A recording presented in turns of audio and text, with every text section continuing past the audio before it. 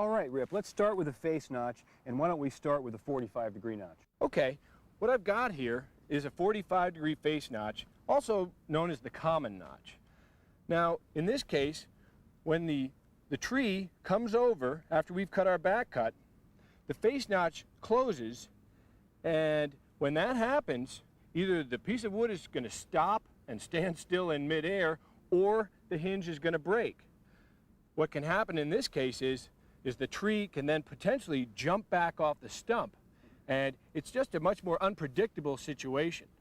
And that's where many times the back cut would be brought up to leave a step so that it might help keep the operator from being pinned or hit by the tree when it jumps off the stump. Exactly. Okay. Exactly. Let's look over here at the 70-degree notch. Okay. Or I should say 70 to 90-degree notch. Here we'll have more control for a greater distance of the fall of the tree, because after all, the hinge will have to break when this surface and this surface meet. The top and bottom surfaces come together, and that's when the hinge breaks. The tree pivots on that hinge. The hinge is what steers the tree. Now, with a 90-degree notch or more, the tree is on the ground and the hinge is still working. This gives us a great degree of control.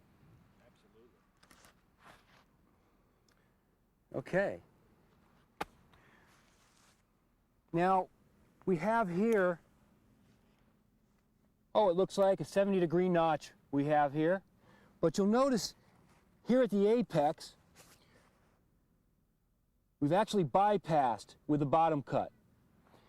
If you'll tilt that forward, Rip, we can see how with very slight movement, even though we've got that open face notch, with very slight movement now, there's pressure on the hinge because the kerf, or the bypass cut, is already closed and it's starting to apply pressure on this side of the hinge. And that will encourage that hinge to break prematurely, significantly weakening the hinge and taking away from the control of the fall. So bypass is something you really want to try to avoid, isn't it? That's absolutely. What are some ways that we can try to avoid bypass?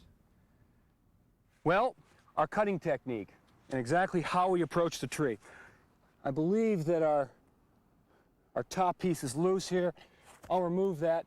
Let me step up here and make a face notch and talk through it. Okay. Now,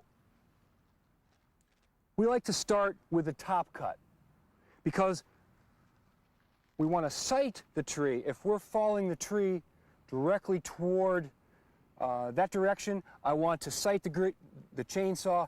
We've actually got some sighting lines here, and that is actually a 90-degree line, 90 degree in relation to the bar, okay? And that allows me to sight or gun, also known as gunning the tree. So I'll start with the top cut, then I'll come around underneath. I'm going to tip the saw so that I've got an angle on the bar, and I can actually open that right up. So I've got 70 to 90 degree opening. Yeah. Okay? You know, Ken, one of the things I'm noticing in your positioning here that looks very important to me is that when you're going to make that top cut, you don't have your face right in line with the top of the bar. You're actually behind the tree, so that looks like a much safer cutting position. It's also a much more secure position. I've got better control on the saw. Remember, we want the thumb locked around the handle, and when I have the saw in this position, I'll be using my thumb to accelerate. Okay, let's take a look. Okay.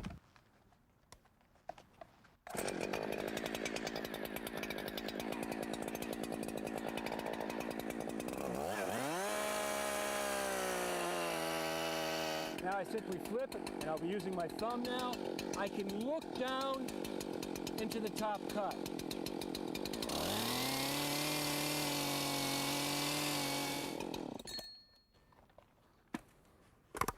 Because I can look into the top cut, I know exactly when to stop. I stop just shy of cutting the piece off. So that way you really reduce the potential for a bypass occurring, don't you? Right. Now ordinarily I would continue up and make that nice clean apex. I wanted to stop so that we could really look at how I can see and know exactly when to stop. Okay. Okay? That looks good. That looks like a really useful and safe, and it looks a lot safer because now the hinge is working till the tree is almost parallel or right on the ground, so it gives you a much greater degree of control.